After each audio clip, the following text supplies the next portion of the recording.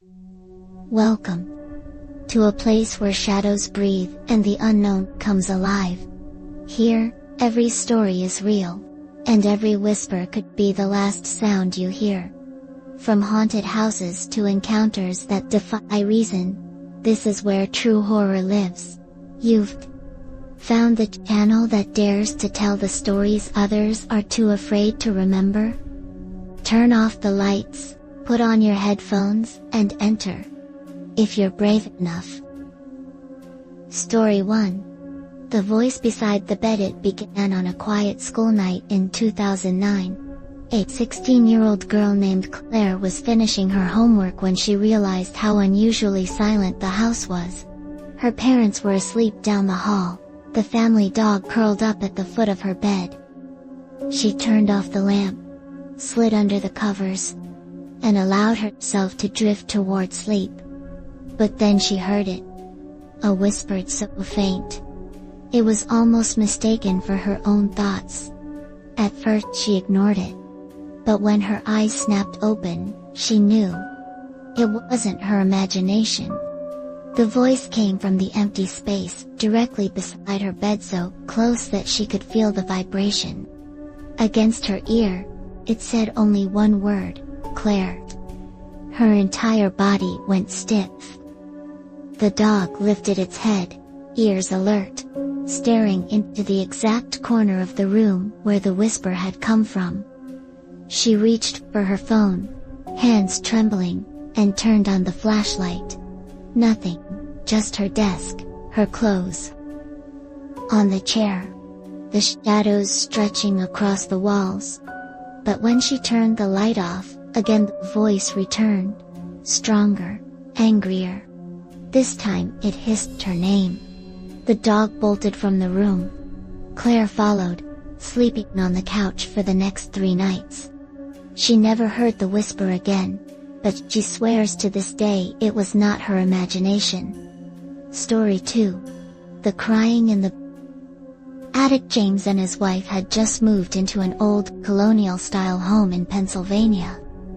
It was charming, with creaking floors and drafty windows, but they loved it. The first 2 weeks were normal, until the night James was woken by the sound of crying. At first, he thought it was his wife, but when he sat up, she was sound asleep. Beside him, the crying continued, a faint wailing, like a child in pain, coming from directly above them. From the attic. James grabbed a flashlight and pulled down the ladder. He climbed, every step groaning beneath his weight. The sound grew louder, more pitiful, until he reached the top. The attic was empty. Just dusty boxes and insulation. He waved the flashlight around. The crying abruptly stopped. Silence. But then, in the farthest corner of the attic, something shifted. He turned the beam toward it and saw a small wooden rocking horse, moving slowly back and forth. Neither he nor his wife had ever put it there. They didn't even own one. They moved out 6 months later. Story 3. The man in the closet. When Sarah was 12, she began noticing her closet door would be open in the mornings, even though she always closed it at night. Her mother blamed it on drafts, or maybe the cat. One night, Sarah stayed awake late, reading under her blanket. That's when she heard it. Breathing, not hers. Not the cat's. Deep, heavy breaths, coming from inside her closet. She froze, listening. The breathing grew louder, like someone struggling to hold it in. She reached for her lamp, switched it on, and the closet door creaked open slowly. Inside, there was no one. But on the floor, faint in the dust, was the outline of 2 bare footprints. Then her father's. She never slept in that room again. Story 4. The face in the window. Tommy was 6 when he first saw it. His parents lived in a small 1-story house on the edge of town. His bedroom window faced the woods. Late one night, While trying to fall asleep, he glanced toward the window and saw a face staring in. It was pale, grayish, with eyes so dark they looked like holes. The face didn't move, didn't blink. Tommy screamed. His parents rushed in, but when they turned on the light, the window was empty. Weeks passed, and Tommy stopped talking about it. But one night, while his parents watched TV in the living room, they heard their son shriek again. They found him cowering under his blanket, pointing at the window. When his father rushed outside with a flashlight, he found no footprints. No evidence of anyone standing there. But the strange thing was, the window was 7 feet off the ground. Whatever Tommy saw wasn't standing. It was floating. Story 5. The basement door. When Karen bought her first home, she was proud of Eton. Old fixer-upper, with a long history. But there was one detail she hated. The basement door. It never stayed shut. Every morning, she'd find it cracked open. One night, determined to solve the mystery, Karen slid a chair under the doorknob before going to bed. Around 3 a.m., a loud bang shook her awake. The chair had been thrown across the kitchen floor. The basement door was wide open. Karen grabbed a flashlight and peered down the stairs. The beam caught the faint outline of something at the bottom, like a man crouching in the shadows. Before she could scream, the door slammed shut in her face. She never opened that basement again. Story 6. The woman on the stairs. Daniel and his wife moved into a 2-story farmhouse. The stairs creaked with every step. But soon they got used to the noise till the footsteps started when no one was on them. One night, as Daniel sat reading, he heard heavy steps moving slowly up the staircase. His wife was already in bed. Thinking it was an intruder, he grabbed a bat and rushed to the stairs. But what he saw made his blood run cold. A woman in a long, old-fashioned gown stood halfway up. Her face was gray, sunken, with hollow eyes. She clutched the railing, as if struggling to climb. Daniel blinked and she vanished. From then on, they heard her nightly, slowly dragging herself up the stairs, only to disappear at the top. Story 7. The baby monitor. Megan had just brought home her newborn son. Exhausted, she set up a baby monitor to keep watch from her bedroom at 2 a.m. The static from the monitor turned into faint whispers.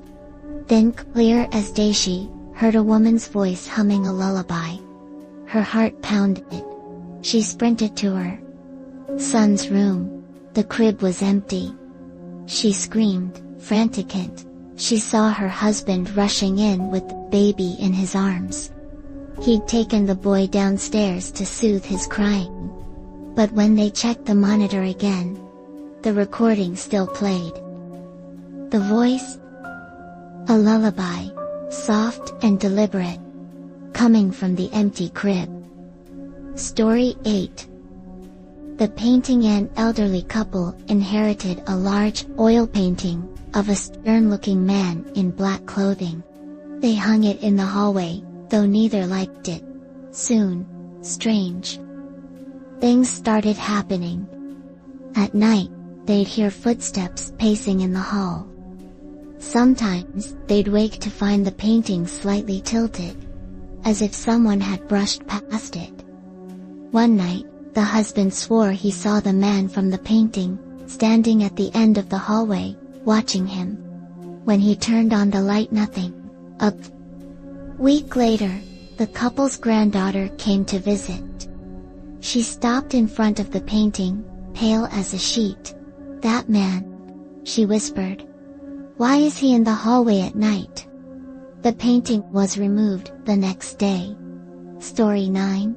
The hospital corridor. Group of college students dared each other to explore an abandoned hospital on the edge of town. The building had been shut down for decades, rumored to be haunted after a massive fire claimed dozens of lives. They carried flashlights, laughing nervously as they walked through peeling hallways and empty rooms. But the laughter stopped when they reached the third floor. Down the corridor, faint and echoing, came the sound of a hospital gurney squeaking, wheels against tile. The group froze. The sound drew closer, though no one was pushing it. When the beam of the flashlight finally caught movement at the far end of the hall, every one of them screamed. A burnt, blackened figure strapped to a gurney was slowly rolling toward them without anyone touching it. They bolted out of the hospital and never returned. Story 10. The graveyard watcher Michael was walking home one night when he cut across an old graveyard to save time. The moon lit his way, but he felt uneasy as he passed rows of crumbling headstones. Halfway through, he noticed something strange. A tall, shadowy figure was standing perfectly still near one of the graves, watching him. Michael tried to ignore it, quickening his pace. But the sound of footsteps followed, heavy and deliberate. He turned around. The figure was closer, still unmoving, still watching. By the time he sprinted out of the graveyard, his chest heaving, he dared to glance back one last time. The figure was standing at the cemetery gate, staring after him. Story 11. The school at night. A janitor, working at an elementary school, stayed late one evening, cleaning classrooms long after the staff had left, around midnight. While mopping the hallway, he heard children laughing. He froze. The building was empty. The laughter grew louder, echoing from the gymnasium. Against his better judgment, he followed the sound. When he pushed open the gym doors, the room was dark, completely empty. But across the floor, tiny wet footprints appeared, one after another. Walking toward him, he dropped the mop and ran, never working a night shift there again. Story 12.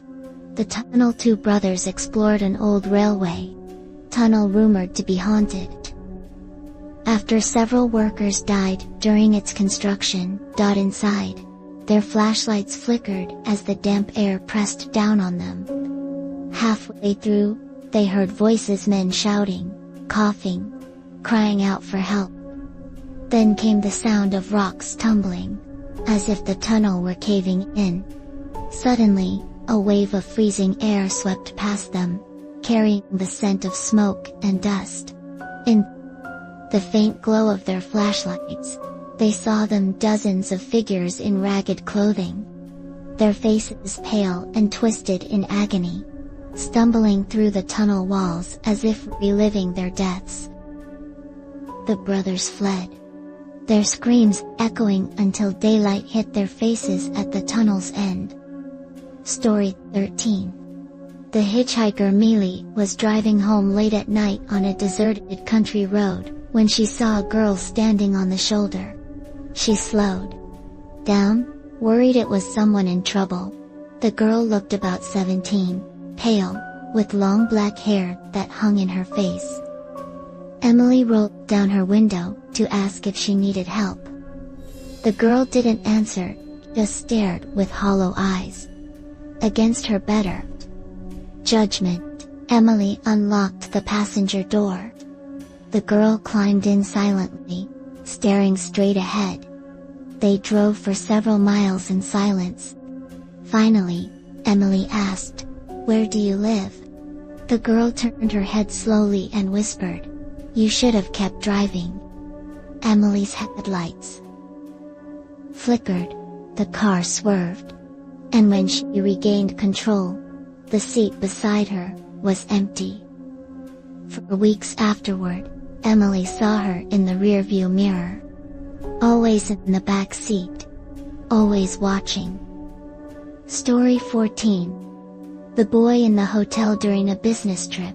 Marcus stayed at an old hotel downtown. His room was on the 10th floor. At around 3 a.m., he woke to the sound of giggling. He opened his eyes and saw a young boy standing at the foot of his bed. Marcus sat up, heart pounding. "Hey, are you lost?" The boy didn't answer. He just stared. Then, without moving his lips, Marcus heard the words inside his head. "You shouldn't be here." The boy vanished before his eyes. Marcus checked with the front desk the next morning. The clerk went pale. "Sir, that room is known for a haunting. Years ago, a boy fell from the window of the 10th floor." Story 15. The passenger, a man named John, loved riding his motorcycle late at night. One summer evening, while speeding down an empty stretch of highway, he felt the strangest sensation. Arms wrapping around his waist.